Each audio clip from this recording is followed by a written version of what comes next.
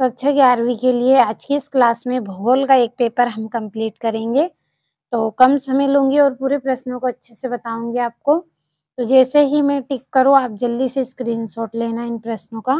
तो बिना किसी देरी के पहले प्रश्न को पढ़ लेते हैं।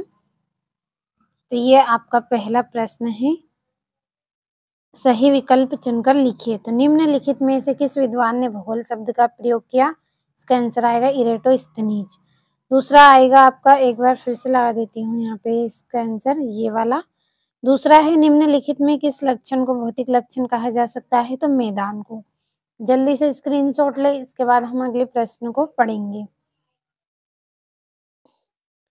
तो ये यहाँ से आपका तीसरा चौथा है, निहारिका परिकल्पना का प्रतिपादन किसने किया था? तो लाप्लास आएगा इसका आंसर। अगला है, पटल विरूपण किस प्रकार की प्रक्रिया है? तो इसका आंसर आएगा आपका अंतर्जनित। और तो पहले इतने का स्क्रीनशॉट ले आप, और यहाँ से इसका भी लगा देती हूँ, पांचवे का भी। उत्तर प्रदेश में ग्रीष्म हवा में तेज गति से जो चलती है, ग्रीष्म काल में जो तेज गति से चलने वाली गर्म हवा होती है उसे क्या कहते हैं? लू कहते हैं। बड़े अगले प्रश्न की ओर। तो अगले प्रश्न में आपके रिक्त स्थान है।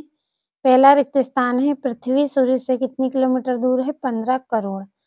तो यहाँ पे मैं लिख रही हूँ 15 करोड़।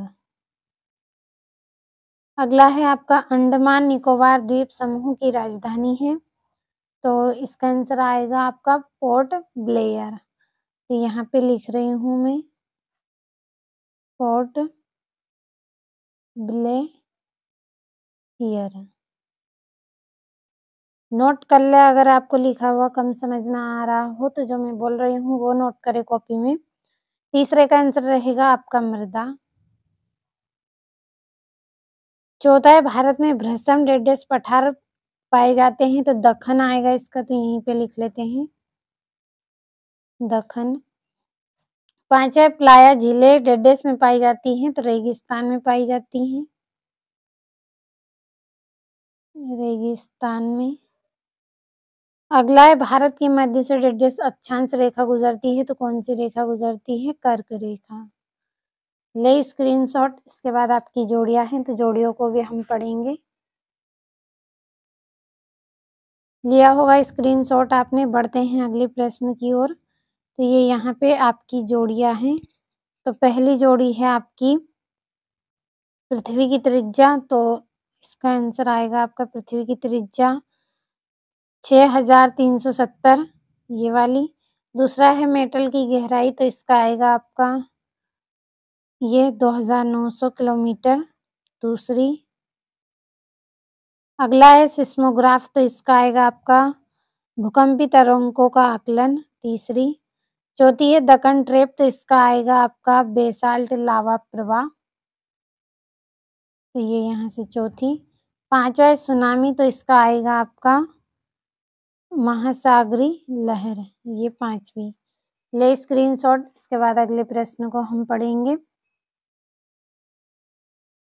अगले प्रश्न में आपके सत्य असत्य हैं तो स्क्रीनशॉट आपने लिया होगा। ये यहाँ से आपके सत्य असत्य, तो आप इनको पढ़ लीजिए। मैं यहाँ पे टिक कर रही हूँ।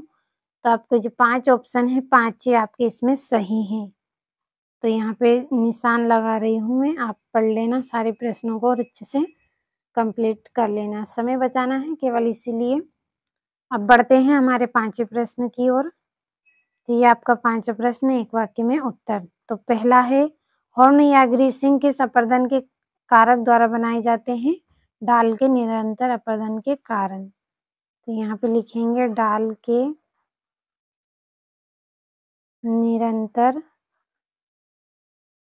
निरंतर क्या है? अपर्दन के कारण। तो अपर्दन आप यहाँ से लिख लें। दूसरा है आपका, दक्षिण भारत के किस राज्य में शीतरी हिस्सों में वर्षा होती है? तो केरल में।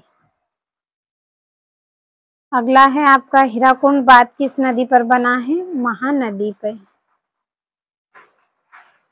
महानदी। अगला है, फूलों की घाटी कहाँ स्थित है? उत्तराखंड में।